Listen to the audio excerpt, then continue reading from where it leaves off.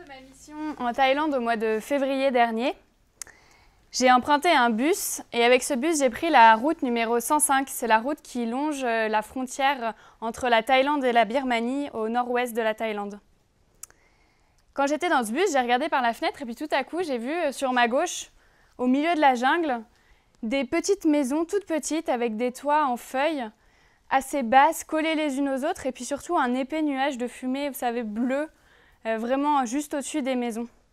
Donc au début, je me suis dit que c'était sûrement un village un peu typique, voilà, un village traditionnel. Et puis j'ai aperçu tout le long de la route, sur des kilomètres, des fils de fer barbelés.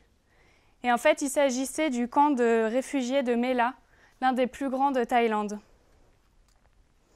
Les camps de réfugiés en Thaïlande sont provisoires depuis 35 ans. Et ils accueillent environ 100 000 personnes sur 9 sites différents tout le long de la frontière avec la Birmanie. La Birmanie est une fédération d'États dont l'ethnie majoritaire sont les Bamars et il y a d'autres ethnies, les Kachin, les Shan, les Karen, les Karenni et bien d'autres encore qui ont longtemps combattu entre elles. Ce qui fait que de nombreux villageois ont dû fuir leur village pour fuir les combats et se réfugier notamment en Thaïlande dans ces camps de réfugiés. Parmi eux, je voudrais vous parler tout particulièrement de Roepo. Roepo, c'est une jeune fille, elle a 17 ans, elle est en classe de seconde. Ses parents donc, sont birmans, ils habitent toujours en Birmanie, ils sont agriculteurs et ils ont 7 enfants. Sur leurs 7 enfants, une seule est scolarisée, c'est Roepo. Quand elle était âgée de 10 ans, ses parents l'ont envoyée en Birmanie. Ses parents l'ont envoyée en Thaïlande dans l'espoir d'un avenir meilleur. Ils l'ont fait en fait traverser la frontière illégalement avec son cousin à l'âge de 10 ans pour qu'il soit recueilli dans un camp de réfugiés où habitaient déjà son oncle et sa tante. Aujourd'hui, ça fait 7 ans qu'elle est dans ce camp de réfugiés et elle n'a pas pu revoir sa famille. Elle ne connaît d'ailleurs pas ses petits frères et sœurs qui sont nés entre-temps. L'année dernière, son oncle et sa tante chez qui elle vivait ont reçu un droit d'asile à l'étranger dans un autre pays, donc ils sont partis avec leur fils et elle s'est donc retrouvée toute seule dans le camp à vivre et à continuer la mission que ses parents lui avaient confiée qui était d'étudier pour avoir un meilleur avenir. Le jour où elle a raconté cette petite histoire à la volontaire bambou qui l'interviewait, Roepo a laissé échapper quelques larmes en évoquant sa solitude, en évoquant sa famille qui lui manque et en évoquant aussi la dureté de la vie. Je ne sais pas si vous imaginez ce que ça veut dire être un mineur isolé, seul, dans un camp de réfugiés. C'est la vie de tous les jours, c'est plus qu'une vie, c'est une survie, c'est un combat.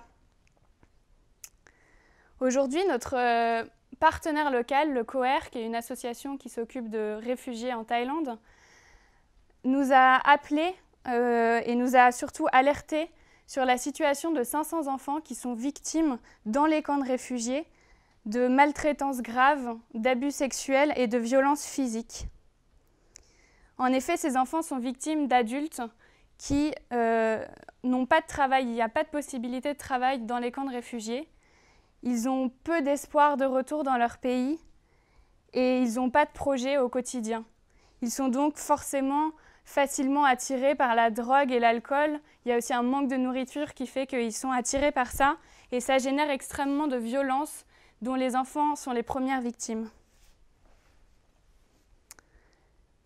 Ce soir, c'est donc pour vous parler de ce projet, pour parler de ces enfants, que je voudrais vous présenter le projet de notre partenaire, le COER. Alors, l'idée de ce projet, c'est au sein même des camps, au cœur des camps, de monter des maisons d'accueil pour accueillir justement ces enfants et les extraire de la violence qu'ils ont dans leur famille. Les familles qui accueilleraient ces enfants sont des familles de réfugiés qui seront formées au travail social. Et l'objectif, c'est de laisser du temps, d'une part, aux enfants de se reconstruire et d'autre part, aux familles, leur laisser le temps de se stabiliser, de retrouver leur dignité pour qu'ils puissent réaccueillir leur enfant ensuite. Voilà, donc si je vous parle de cette situation ce soir, c'est que le COER recherche 45 000 € pour financer ce projet, et notamment 2 volets du projet. Le premier, c'est la formation des travailleurs sociaux. Donc toutes ces familles qui vont accueillir les enfants chez eux, il faut qu'ils soient formés par des professionnels pour accompagner les enfants, savoir les écouter. Le deuxième volet du projet, c'est d'indemniser ces familles. Parce que recevoir des enfants chez eux alors qu'elles sont elles-mêmes réfugiées, ça va forcément conduire à des frais supplémentaires, des bouches à nourrir, et ils ont besoin d'indemnités pour pouvoir les accueillir comme il faut. Voilà, alors j'espère vous avoir touché avec ces quelques mots et surtout, je compte sur vous pour contribuer à protéger Ro et Po et tous les autres enfants des camps qui, comme elle, rêvent d'un avenir meilleur. Merci beaucoup.